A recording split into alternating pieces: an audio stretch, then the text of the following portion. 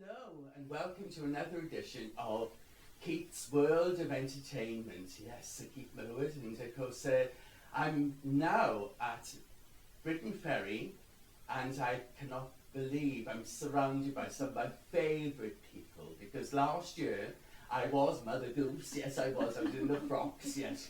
So I've got who was my goose and who was my son. Yes. And of course we've got the great Dean as well. So Gaynor and Katie Lil and Dean. And of course something's afoot. Indeed it is. Something is afoot this week at Briton Ferry. It's at the Community Centre, Community Hall in Briton Ferry. And it's a gem of a musical. It's very, very rarely presented, so it's your chance to come along and see it. It's on this Thursday, Friday and Saturday, and there's 2 performances on Saturday. But let me say all about it now. To Gaynor first, how's it all going? It must be so exciting now. It's been brilliant. As I said, when Barry introduced it, a few years ago, I'd never heard of it. And he said, oh, there's an Agatha Christie musical. And I said, really? And because I've been to see the Mousetrap in London, which of course is one of the most famous. I absolutely loved it. And I said, we can do a musical of Agatha Christie. And I'm a big fan. I love murder mysteries.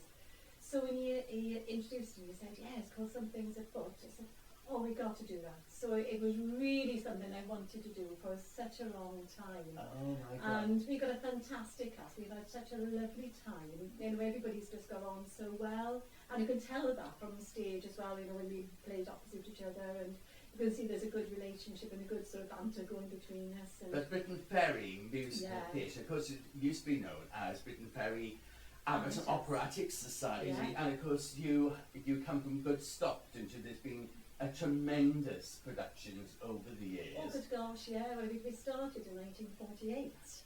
So, as I said, the productions we've done, I don't know how many we've done altogether. It's on the back of the programme. Yes, if you come along and have a look at the productions we've done. And of course, your director, Barry McIlroy, has directed so many within the last 30 years. Yeah, over 30. Over 30.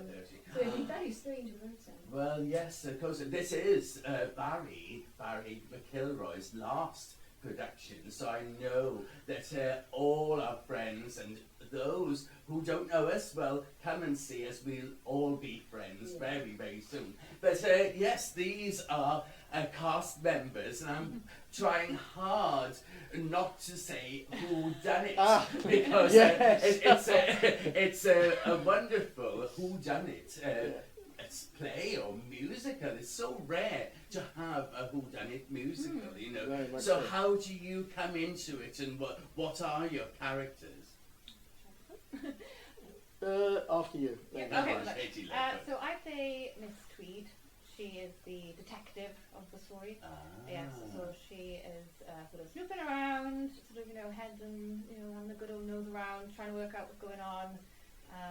Just generally, the little snoopy one. And you... Yes, you're a bit of a nuisance. Getting in the dear. way. You know when you're wanted. You know when you're wanted. My character arrives at the house thinking that he's been invited all alone by his uncle to talk business.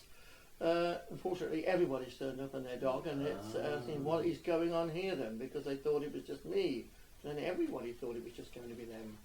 So it's all a bit mysterious until we find out why and what's happening. And, as I say, I play the nephew, and I want everything my own way and will stop at nothing to get what I want. But I could be sitting with the murderer. As I was going to be with Agatha Christie. I can never remember who actually did it. Even with plays I know very well, I can see them again and again because I cannot remember the ending. But so I could well be sitting with. But it's a spoof, isn't it? Well, yes. I think it's important to say that it's a spoof. Yes. So it is quite farcical. It's a comedy. Yes.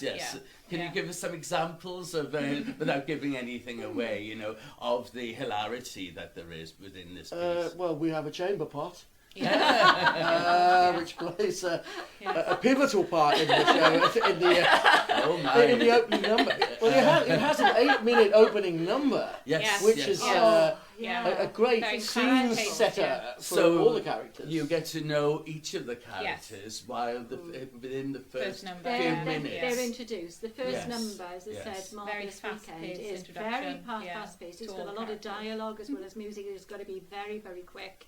You can't, miss a second because you've got to concentrate so much. But it's very fast-paced, that first one, and it does introduce all the characters. And there is a song, but it's within that song. It's saying, It is. but the butler didn't do it. Yeah, that's the only thing we're going to say. Yes. However, you never know with You just Agatha never- Christie, do you? just never No, You don't know if somebody is pretending to be dead or actually Oh, dead. well, that's interesting, So, isn't it? Yes, but say who's been putting this together, who's responsible, who are the main music people as well as director. Right, well, we're very, very fortunate to have John Llewellyn, who is sadly he's not in this week because he's away on holiday, but we've got a band downstairs, a wonderful band downstairs. But John has been fantastic really the last few months, hasn't he? He's really put us through our paces by helping us out and teaching us all the music and the harmonies and everything that goes with it. He's very patient. He's had to be very patient with us because the numbers aren't easy. They're not straightforward. It isn't just a nice musical number. There's a lot of dialogue and bits happening in with it as well.